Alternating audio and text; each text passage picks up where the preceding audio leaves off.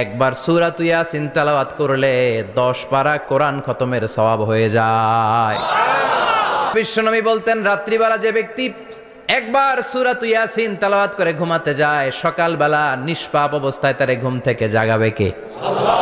আবার মুমূর্ষু ব্যক্তির সামনে বসে সূরা ইয়াসিন তেলাওয়াত করতে বলা হয়েছে, তাহলে মৃত্যুর কষ্টরে হালকা করে দেয় কে? আল্লাহ। আবার রাত্রিবেলা সূরা ইয়াসিন তেলাওয়াত করলে সকালবেলায় নিষ্পাপ বানায় দেয় কে? আল্লাহ। নাইস ওয়াজ, ইসলাম প্রচারে এক ধাপ এগিয়ে।